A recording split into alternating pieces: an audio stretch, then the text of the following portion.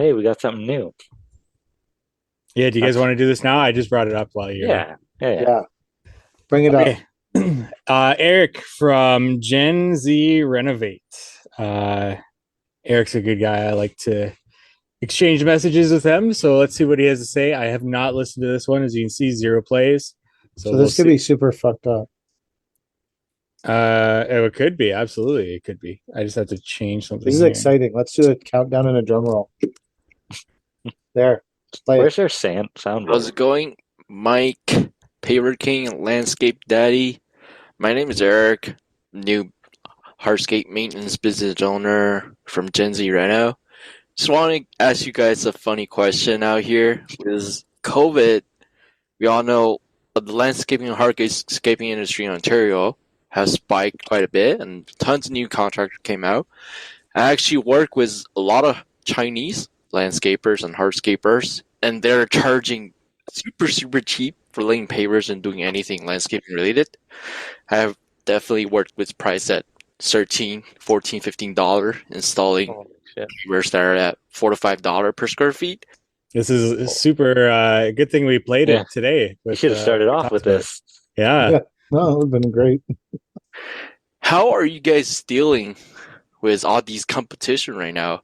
Because I know you guys are definitely priced way higher. And how are you guys finding out who's closing the jobs? Is the client look at the price and be like, "Oh, you're doubling what the Chinese contractor are," and how do you guys deal with it? And how do you guys close job with these type of client having the mindset of these things should cost like nothing to install, and when your price is way higher? I think this question is probably more for Paper King because he do work in the Durham region, and yeah, that's my question. I love your show, and have a nice day, guys.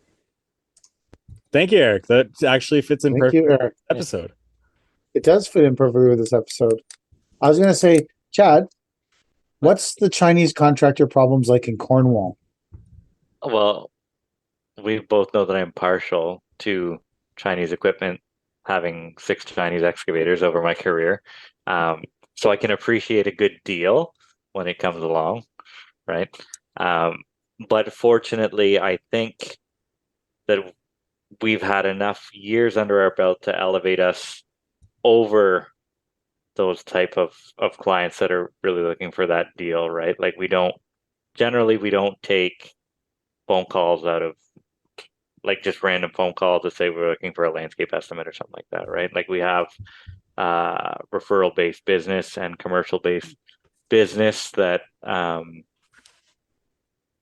I guess clients sort of know what to expect from us, so that they're not shocked whenever we're um, 40% higher than the next guy because there was no other guy quoting, or there was only the other top tier guys quoting. So they never even saw the $4 or $5 a square foot price whenever they're hit with the 35, 40, $50 square foot price, right?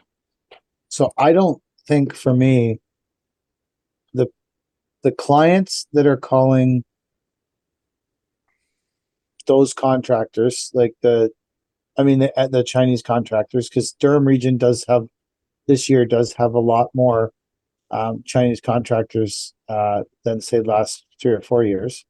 Um, so traditionally, those clients wouldn't have been clients that were calling me because most of the projects that those contractors are doing are not complex contracts. They're walkways, they're um, driveways, and I think that if you want to do battle with them, then you have to be prepared to go to great lengths to explain the difference between what you're doing and they're doing. Right. I have gone to, like, obviously we all start somewhere, and we don't all start off with people calling us because we're considered to be very good contractors in the area. So, when I first started, I spent a lot more time at kitchen tables explaining to people that we were going to excavate it and put a geotextile in to encapsulate the excavation. We're going to fill it with 3/4 clear. explain why you want 3/4 clear, the volume of water that can sit there, the freeze thaw, that like all those stuff that you would arm yourself with knowledge that they might not be able to communicate or don't have. Like when Gator base first, or synthetic base, whatever base first came out, I just sold it for like almost every job we did because it was hard. It was just I'd be like, oh, they didn't bring this synthetic base up with you? And they'd be like, no. And I'm like, well, I'm not saying they're not a good contractor, but I don't know how educated they are. They're probably a great contractor, but like they should really, maybe when you call them back, you could teach them about this synthetic base and why it's good, because I'll show you why it's good. And I just had it's the same with like when Polymeric, you guys probably don't remember this, but when Polymeric sand first came out, like I remember doing residential jobs when there wasn't Polymeric sand. Yep. So like, and then there would be a bunch of contractors going around not installing Polymeric sand, and you would be like, Polymeric sand's expensive compared to brick sand. So you would have to explain why someone would want Polymeric sand, and I'd be like, well, you get a beautiful haze. If it is near a gutter, it washes out. If leaves fall on it, it may not harden. If it rains within 79 hours, it may not harden. If you spread it too far, it may not harden. If you don't spread it far enough, it may not harden. If you don't compact it enough, it may not. Like I would explain to them all those things and why they would want that product. And they would be like, fuck yeah, that seems like a really simple product to use. Sign me the fuck up. If you put too much water, not enough water, if you don't water in the right direction, 30 seconds, it's like I would tell them all that. Anyways, that's off track. I'm just going on a Polymeric sand. But we used to spend a lot of time, and now maybe that's what we have to do again, like for this job we're talking about, like we're sending an 11-page contract to this people.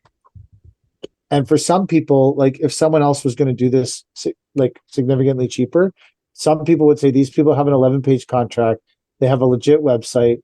They have an Instagram account that's not verified because Meta fucking sucks. But like that stuff, I think all those things you do, like building a website, it makes you seem more legit and you can create more value with your service. That would be because you're not going to like win on price. So why? And if you need $20 a square foot to make money and everyone else is selling it at 15, then you can't go do it for 15. It's not sustainable. Right. So I don't know. I just was better educated and spent more time. And sometimes spending more time with someone, like if someone comes to the door and they're there for 8 minutes and they go, yeah, it's 8,000 and walk away. If you spend 2 hours with them and tell them it's 16,000, you might be more likely to get when times were tough before, I spent a lot of time looking at sales cycles, reading sales books, learning different closes, soft closes, trying to get insider knowledge on people by, like I would go in and look at all the shoes on when they open the door, look at all the shoes and see if they had kids and how old their kids were by the shoes. And I would look at the front door, and if it was a brand new front door, they're already doing renovations. So that's someone that you want to spend extra time with. Like there's a whole bunch of things you learn along the way. Part of it is you just have to do it. You have to get out there and you have to go see people. And if you really, really want a job, don't fucking email the quote. Make a meeting and go back and close that person right at the fucking table. Like if the whole pandemic brought in a lot, like I had never really emailed quotes. I mean, maybe if they were like a job like this for 120 square feet, I might email it back. But traditionally, Nancy and I would go have a meeting. She would do a drawing. We would get the drawing approved. Then we would go back and we would do a sales meeting where we would read the contract line by line and read everything we were doing with the people. And then we would close them right there at the table, face to face. So if they're kicking me out of their fucking house, they're kicking me personally out of their house before they sign, as opposed to just closing the email and never getting back to me. So maybe that's a way to do it too. Like, because I'm going to guess that most of those contractors that You said his name's Eric, right? Yep. There. See, look, I remembered that. Fuck, I'm good tonight. I'm gonna guess that most of those contractors that Eric's competing with don't have the same ability just to speak to the client that way. Right. So you take advantage of what you do have would be my advice. If you're dealing with clients that mostly speak English and perhaps those contractors don't have the same fluent mastery of the language that you do, maybe that's your advantage going in to build confidence in your product. So anyways, what would you do, Mike? Is there a big problem in Kitchener? Not really that I've experienced with that. But just going off of like what you were saying there, it sounds like building the brand of your business really helps you sell, right? And that just comes with time and experience.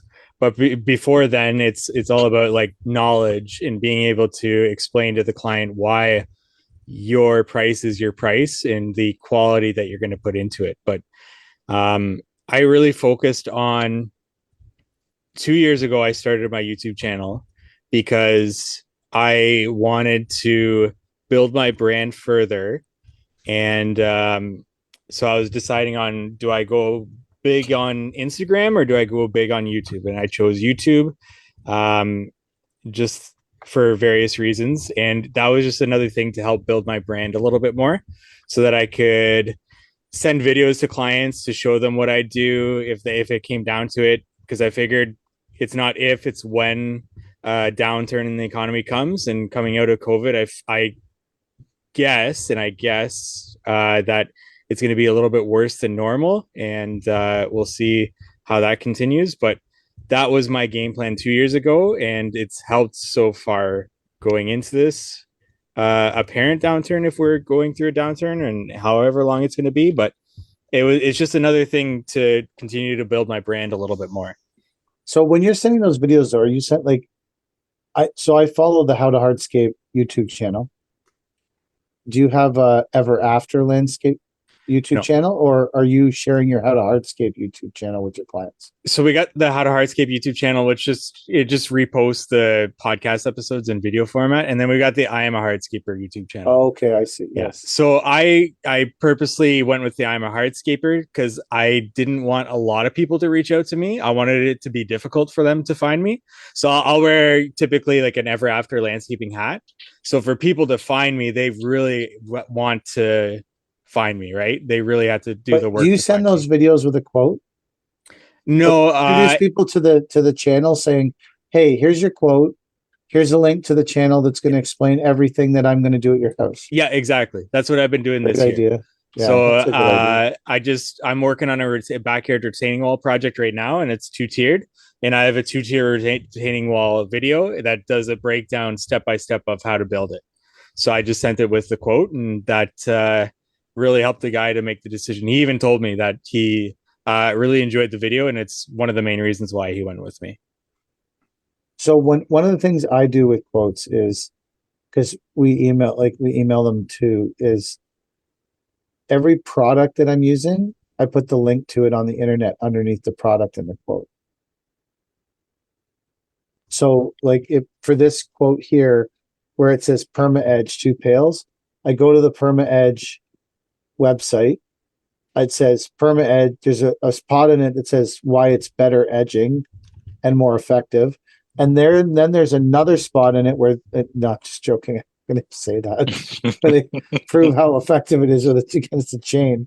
Anyways, I go to the Perma Edge website and I take that link and I put it underneath where it says Perma Edge edging used as needed in the quote. I go to the geotextile that we use and I use that as well. I put that link to that so people can look it up and then they can see what it is and why we're using it. And like, because the manufacturers, a lot of them have really great descriptions of what their products are and why you want to use them.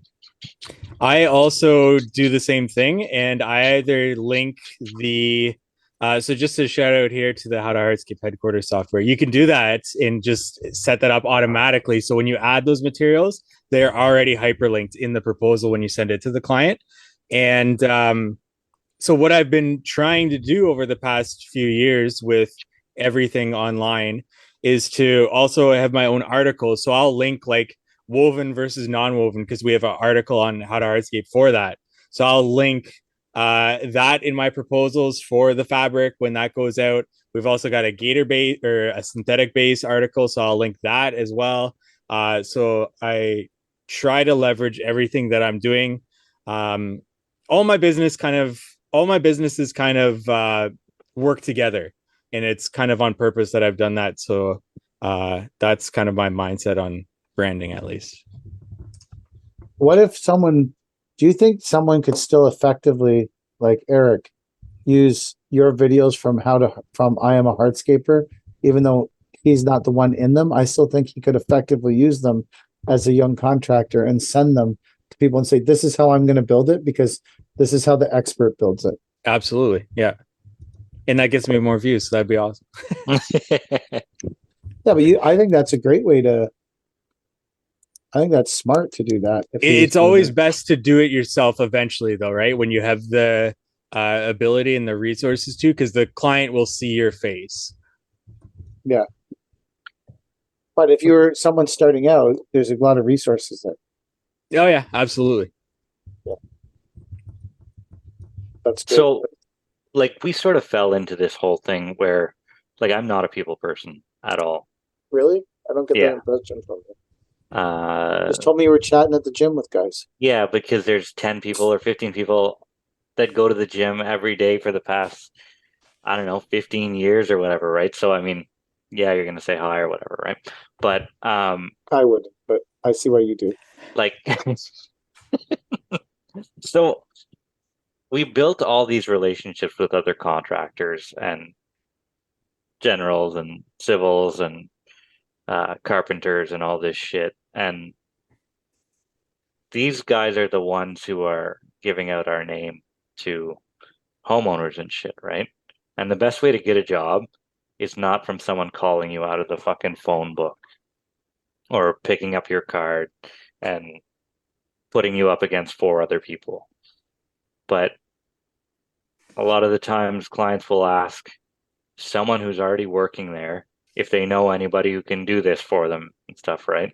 So the more connections you're making with these other trades through any avenue, right? Like show up on their job and bring them a coffee or whatever, or say like today the deck guys were dismantling a deck on the job that we were on, and I've never met the guys before. Probably will never work with them again in my life just because Well, they're deck people, so there I understand what your choices they're deck making. people, but they're not in our market or anything like that, right? Yeah. But they're also deck people. like Don't doesn't matter to associate me. with deck people.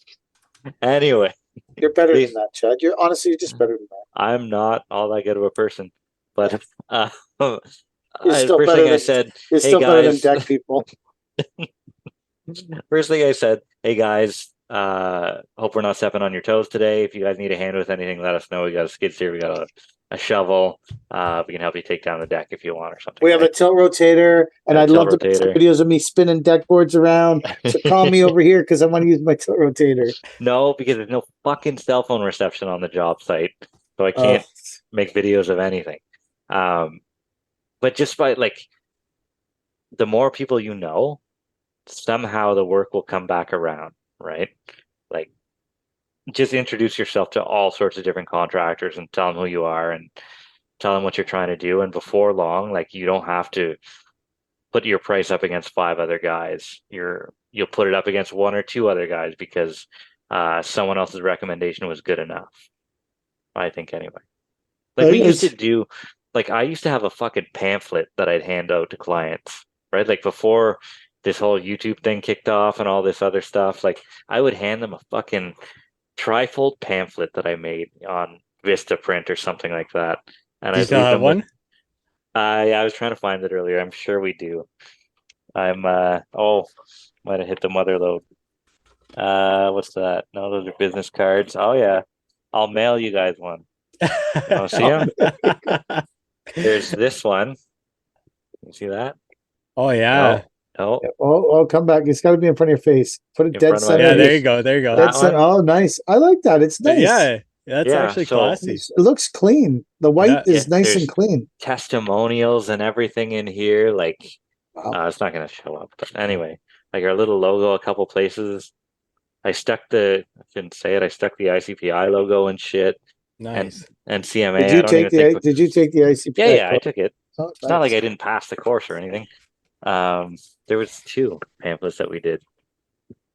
Why do we have two? A crash course in hardscape installation. So I made this fucking pamphlet and gave it to all our clients. I There's like that pictures of though. That's GeoGrid in here and stuff. And this was before anybody was doing like permeable or open graded. So the information might be a bit dated, but yeah. that's sick though. Yeah, it was all right. A Maybe crash I'll course put in hardscaping. I like that. That's a great. That's yeah. a good. And so like that helped out at the beginning whenever we had nothing to differentiate us from every single other person, right? So just those little things. Like now you would use You YouTube. always had the cool logo though. Yeah, Yeah. thanks, Mom. My mom designed that. But yeah, that's branding goes a long way, like you guys said. So that's it. That's all I got. There's I some think more that value in this. There's some I more feel value in like this episode is packed with way too much value. Yeah. this. Fuck. Here's a tidbit from one of my, which one's this? A crash course in hardscape installation. And this is like I stood behind this fact like to the death of me at the As I time. say, you died on this hill.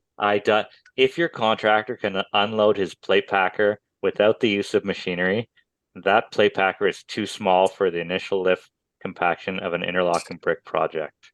Ooh. And I still think this. If someone's dragging out this the little 18-inch yellow Weber packer and that's all they're using on their job, get them the fuck off the job. I don't care if it's What if they're only using it to settle in 3/4 stone that you don't actually need to compact?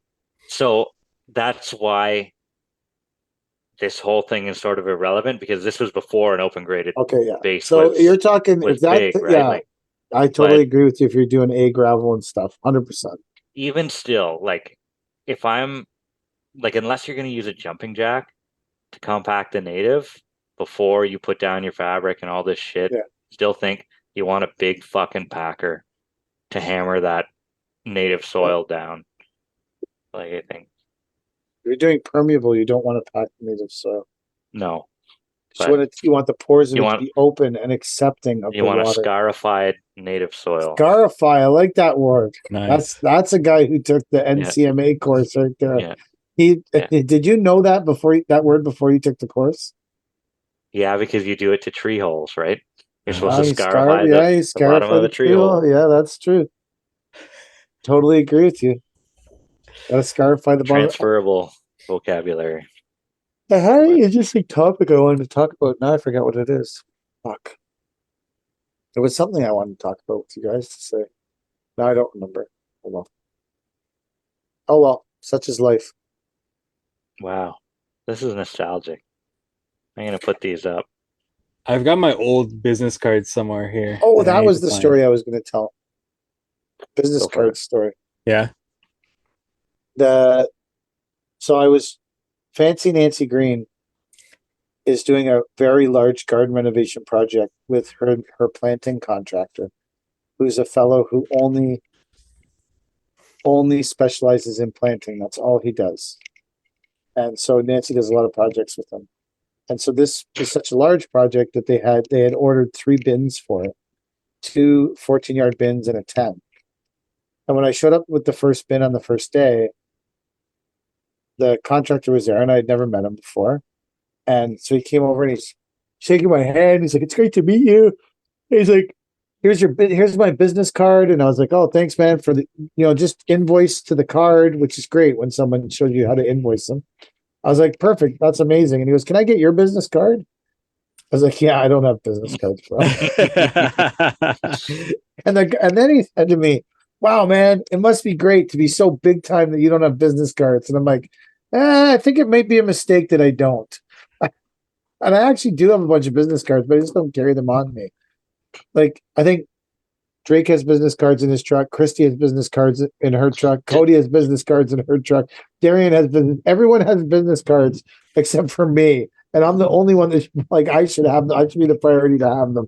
Do But they yeah, all have individualized business cards, no, they all have or mine they're that they all can give favorite out to thing? people. Yeah, they all have mine. Kelly has individualized business cards in case she meets, like if she's at an event or she's doing something. I think Hmm. I should probably start carrying them again. I used to have this like really cool leather pouch that I put them in. I still have it somewhere, probably. Some people put receipts in a leather pouch. The pouch system is great, man. Yeah, I gotta get it. Once you I pouch, you'll never unpouch. You're right. I opened the glove compartment today and fucking receipts came flying out You're loose. like, if only I had a pouch, If only I had a pouch. Yeah. Yeah. you would have been saved. Yeah. But now people put their QR code on the side of their trucks. Yeah. They Would you can guys keep do that that? idea. No. I do that on the back of my business card. You have a QR code? Yeah. So this. Nice. So does that lead you to your website? Yeah, but this is the How to Hardscape one. Okay. Yeah. But it still leads you to the website. Yeah, exactly. I have a friend who may or may not have been on this podcast, who has a lot of bins. And he says to me things like, I don't understand why people don't.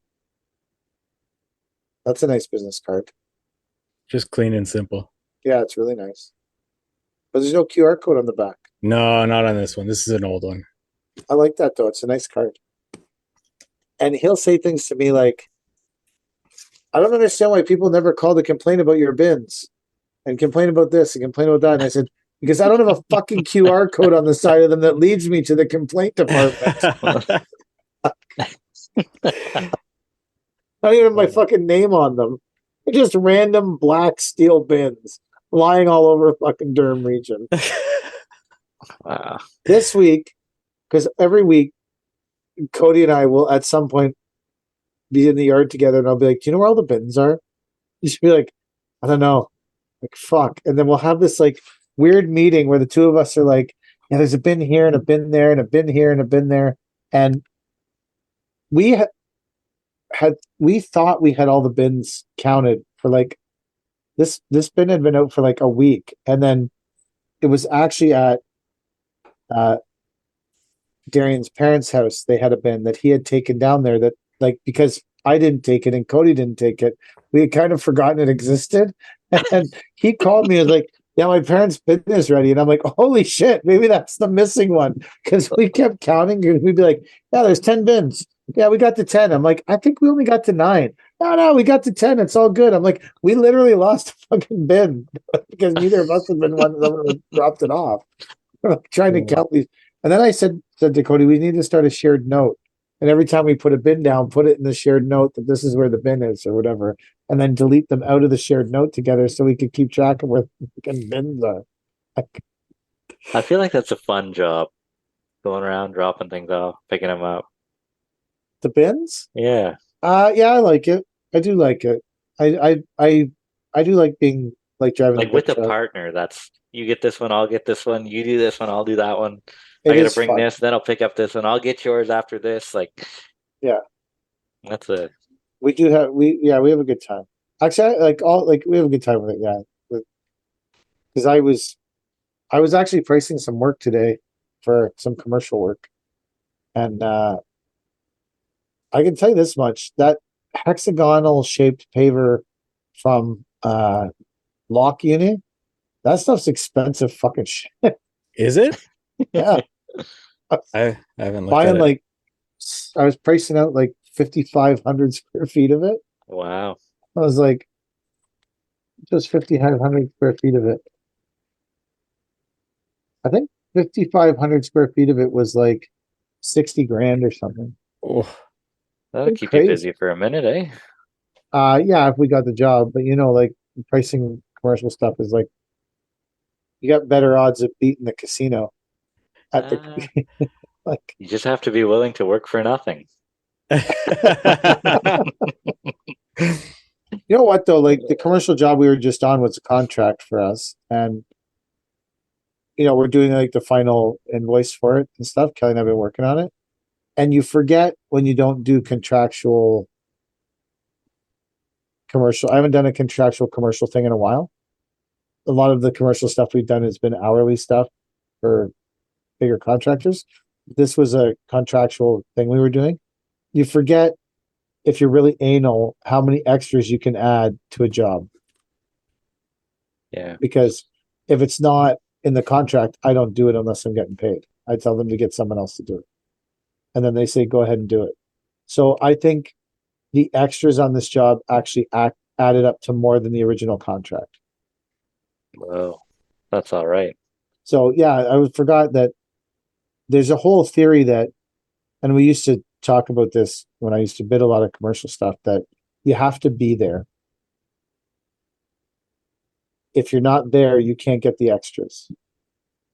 True. So even if you bid the original contract a little light, you need to spend the rest of your time saying, that's not in my contract, but I'll do it if you pay me. Yeah. That's how we did it. That's how we did it anyways back in the day. They'd be like, we need you to pick up all the garbage in the field or something. I'd be like, yeah, I can do that by the hour, but it's not really my job to pick up the garbage in the field. It can Yeah. stay there for all I care. Or like this piece of sidewalk, or this excavation, or the grade, they fucked up the grading drawing, or anyways, there's just so many opportunities, but you don't get those opportunities unless you exist on the job site, and you can't exist on the job site unless you're the low price. Yeah. Being the second price in commercial work gives you zero opportunities to get extras. That's true. Like you have, That's so for sure. even if you're low, we used to just search for So opportunity. we passed up a Hampton Inn job, so a hotel job in Kingston a couple of weeks ago because we just couldn't do it, had no time. They got someone else to do it, and half the trees are dead. Like there's 50 dead trees there. The sod's all fucked up. There's patches missing. There's the sod roll shrunk so that you got to go back and piece it in or whatever. Put soil in the joints and seed it. Yeah, my partner goes, do you want to go in and do this hourly to fix it? Like, not really. Like, I didn't want to do it the first time. We don't have any more time than we did originally. And now it's never going to look as good as if we did it from the start. So, like, and it's a lot harder to get paid when you're the guy doing the repair. Yeah. And you're going to own everything on the job site, even shit you didn't repair. Yeah. Yeah. So, I'm like, I don't think this is one for us. Say we just decide not to help out, because nothing good can come of this. Yeah, no.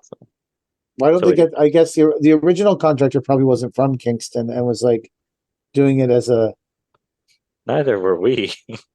No, I know, but like I think it's easy to get. It's more easy to get offside if you're not in your hometown. Yeah, true. Like it's easier for the whole project to get super offside or whatever.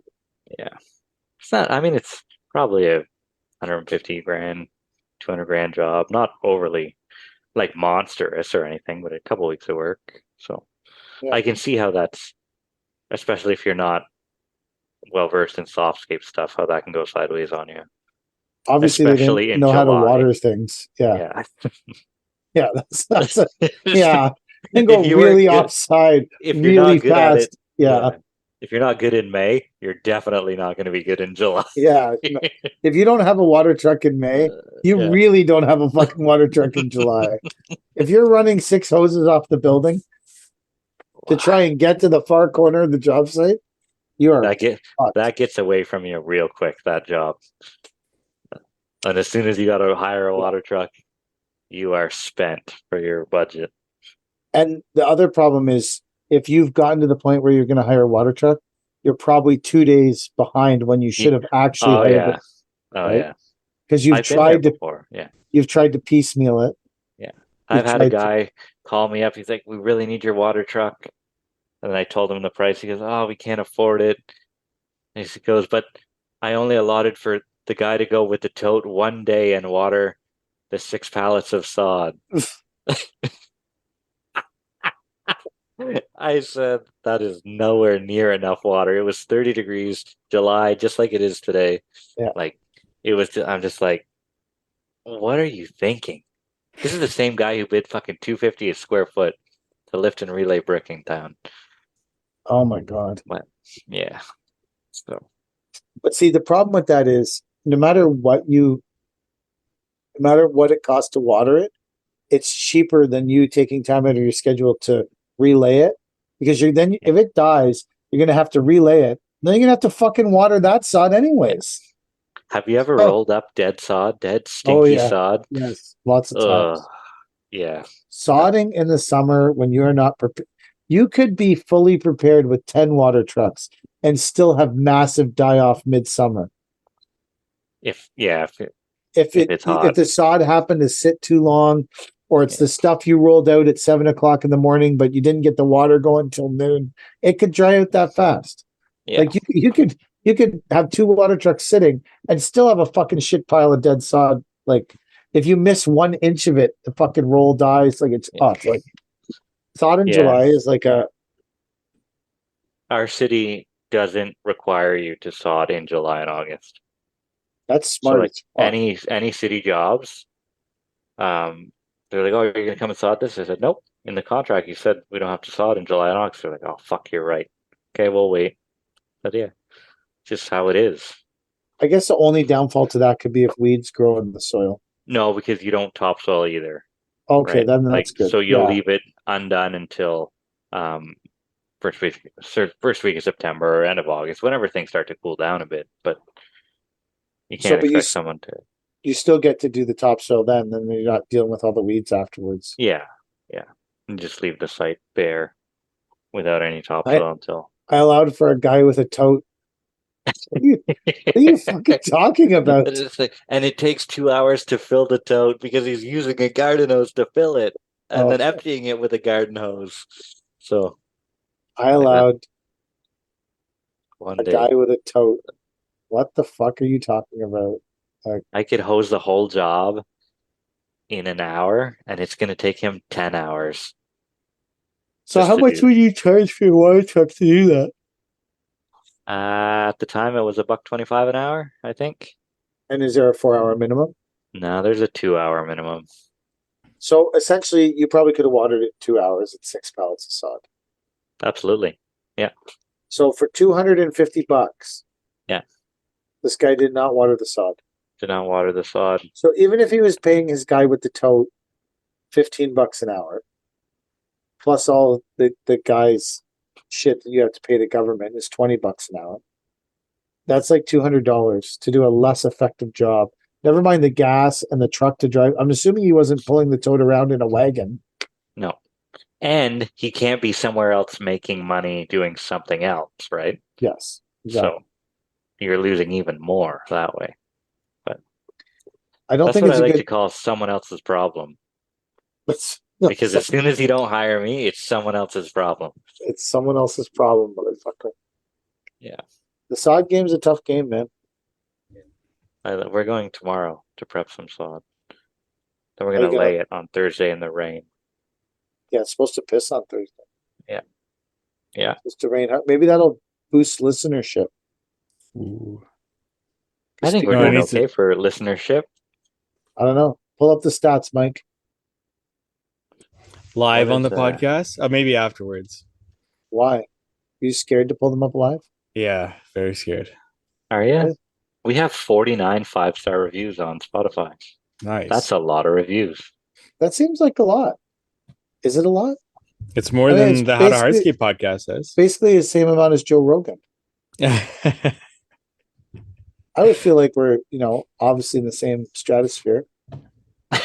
Minus we don't do as much UFC shit. Although Chad goes to the gym, maybe he could be our UFC rep. Yeah. Chad, do you And watch the UFC? never watched a fight in my life. I started I doing light swimming in our pool. Oh, light you're swimming. using the pool. Well, my hip is really fucked up. It has been Oof. for like 5 years, and I've never done any kind of rehab for it. But I'm turning 50, and I really, really, really want to play hockey for one more year at least. And I don't think I can do it unless I fix my hip. So I'm doing light hip exercises in the pool because I can barely walk. So skating and getting up and down with goalie pads on sucks big time. So, anyways, that's what I'm doing. So I don't think I could represent us in a UFC fight right now, but Chad could, and he's got his buddy from the cat dealership. Him and that guy are tight, so they could go tag team. He's strong, man. Is he? Well, he He's a strong represents old cat. man. Yeah, He's a cat guy. that doesn't make you strong. I think that cat guys are stronger than Kubota guys. Is that a racist thing? No, I just feel like I'm kidding. cat makes bigger equipment. Cat makes killer cup holders. Kubota does not make big cup holders. No, Is it you're a right. racist thing? I don't know. I don't think so. Maybe it's No. like, what do they I call just, it? When of it's course, like, it's not a racist thing.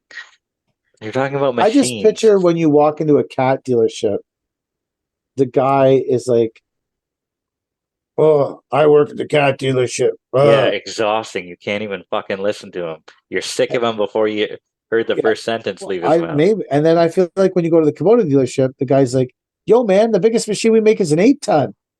Let's go to the skate park." Like, I don't know. No, the biggest machine is an 8-ton. Watch it run circles around everything else with reliability. You think that an 8-ton Kubota is more reliable than an 8-ton cat? Kubotas are just fucking reliable. Like, Well, I'm yeah. not saying it isn't. I'm just asking your opinion. Uh, For the record, I do own an 8-ton Kubota excavator. Not. yeah. I don't know. I have nothing to base it off of, right? But I'm happy with our machine. Like, I've never run an 8-ton cat or. So our 8-ton excavator is older, obviously, and I think it's a great machine. I think it's well built. I think it's Resale is good on them. Yeah, like yes. I I think, feel like resale on Kubota equipment is amazing. yeah, That's my opinion. really is. We have a D3 dozer right now. It's fucking awesome. I have my partner has a little D3 open cab. This one's a D3, but it's when they downrated the D5s to D3s. So it's really actually a D5. Like 2 years ago, Cat took all the dozers and lowered them one. So this is a D3, but it's actually D5. It's fucking brand new. It's sick. Super cool. And it's a LGP machine. So it has like ultra wide pads on it. So it's a low ground pressure machine. The thing's fucking awesome. Super cool. You don't realize, like, I'm not running it, but like even just the effectiveness and the amount of vast material that's been moved at our dump by this machine, you don't realize how much more effective a dozer is than a skid steer until you fucking watch it happen. It's so much more effective. It's ridiculously more effective. Yeah. Now it makes me want to buy a dozer. What about one of those little case dozer skid steers? The Minotaur. Minotaur. That's what it's called, the Yeah. Minotaur. Do you want one of those?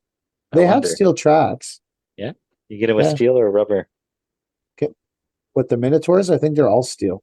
No, you can get them with the rubber tracks. Oh, They might can be you? bolt on, but yeah, you definitely can. The thing about rubber tracks is I don't think that without the pads, like when you look at a metal pad, it cuts into the dirt, and I don't think rubber tracks would ever. I'm not saying it's a good option, Okay. but I think you can, because I don't see how that would work. I look at the Minotaur and I say to myself, how much is the Minotaur? I think it's a lot. I think it's a lot too. Just looking at it, I feel like it's a lot. I feel like it's 180 grand. That's my guess on the thing. How much is a Minotaur, Mike? Can you Google it? Because I'm trying here. I'm going to. I think Chad's right, so I can't take the same number as him because I actually totally agree with you that a Minotaur. I think the fact that it says, I think the thing is really worth 165, but the fact that it says Minotaur on the side, they can get 180 for it. It's. I think that name Minotaur raised the. So I'm going to go 165 with no Minotaur on the side. But Is that with Frost Ripper on the back or without? oh, I don't know. Because you have to have it on from the start. You can't add it after the fact. How much have you looked into the Minotaur? Oh, I spent a quick minute with these things at the Apparently, beginning. a lot more than me. But we didn't own a float big enough to float a Minotaur at the time. I think they weighed like 16,000 pounds or something. Holy shit. Like it's like an 8-ton machine, I think. The world's biggest skid steer. Yeah. Yeah. I love the name of it. Yeah, it is. It's a pretty cool name. The name is awesome. I think you're right. I think they're probably like 180 grand. How much damage could you do with a Minotaur though? Probably Like- as much as a D3. Yeah, think so. Maybe. Well, what's the weight of a D3? Probably 16,000 pounds. I don't know. I don't know. We need a machine guy. We've never had a machine guy on the show. You should ask your friend from the gym. I should. Well, see, He's a machine guy. I don't even know his name. Hey, well, maybe you could say, "Yo, machine guy, you want to come on my podcast?" He's the guy from the. Yeah, I'm sure I can find his name somewhere. He found me somehow. Obviously, well, you know who we should have on the podcast is our machine guy. Who? The Egyptian dude. Oh yeah, he knows how to get a deal on a backhoe. Or maybe not. He bought it sight unseen. How much did you want for the backhoe? I was told to take anything north of 30 grand. So, and you said you sold it for 26 American? 26 American, taxes in though, so just about 30 grand. About 30. I think you did pretty. What year is that backhoe? 2004. And you bought the new backhoe for 59 grand? 63. 63, and it's a 2012. I think you did pretty good on that backhoe. Yeah, I did all right. How much did you pay for it? 25. You made 5 grand on the backhoe? Yeah, because it was pre-COVID. Everything that you bought before COVID is more expensive now. Doesn't matter if it's 5 years older. That's inflation, man. Yeah, I don't know. This is the first time I think in history that old shit is worth more than it was 5 years ago. I agree with you. So I saw an ad for a 2020 HX620, which is the same. It's our international dump truck that we're giving away when we hit 1 million followers. If you say it often enough, it becomes true. It becomes true. Imagine if 1 million people followed me and I'd be like, "Yo, Cal, we need to give away the dump truck." There's still 24 payments of $3,500 to pay on it, but we gotta give it away. Sorry, Dan, you're out of a job. We gave your truck away. We hit 1 million followers. For a stupid contest. For a stupid contest. So I'm looking up Cat 2021 Cat D3 because that's what this dozer is. I can't find the cost of the yeah, they don't like to tell you that stuff. Yeah. Is there no used Minotaurs for sale? I was trying to pull up that and they're slowing down my computer. Old. Cat website uses cookies. So hard to find the weight of something. Like they give you operating weight. The operating weight of a D3 is 18,240 pounds to 18,390 pounds. Oh, that's a D1. Okay, so a D3 operating weight 21,150 pounds. The Minotaur is 18,000 something. So the Minotaur is weight-wise is equivalent to a D2. Want to know what's interesting here is a D1, a D2, and a D3 all use the same Cat C3 Cat C 3.6 motor. So a D1 has the same motor as a D3. That's interesting. Yeah, but your 1-ton truck has your same motor as a 5-ton truck. So is it how much interest? Is it that interesting? No. Now that you point that out, seemed more interesting. I'm going to be honest. Before you pointed that out, now it's not that interesting at Yeah. all. It's But okay, so would you rather have an 18,000-pound Minotaur because it lifts and stuff, or would you rather have a dozer that just pushes? Because I understand the advantage of being like the Minotaur will push the soil, but it will also lift and scoop and turn and take the soil places in a bucket, which Yeah. has some advantages. Definitely. absolutely for landscaping. I think absolutely you're going to choose the Minotaur, right? Over Over the dozer. But Yeah. if you're an earthworks guy, or if you're an Earthworks guy and you show up with a Minotaur, that's like you showing up with a Fiat. yeah, or I don't maybe know, I'm maybe just it's great. joking. Like Maybe a Minotaur is maybe it's phenomenal, but the jury's still out. Just like anybody else who, you know how what's that company there? The British stuff, JCB, how they have JCB. the telehandler or teleloader Yeah, or yeah, teleskid. yeah. They're the only one that makes it.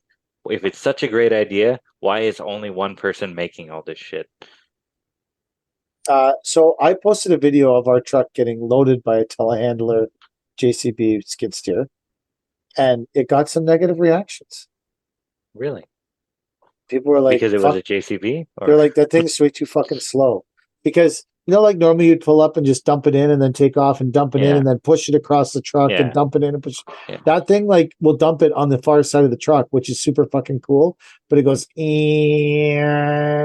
Oh, dump, yeah, retract. Like, whereas you would have gotcha. probably put 2 fucking buckets in by now Yeah. with a normal skid So steer.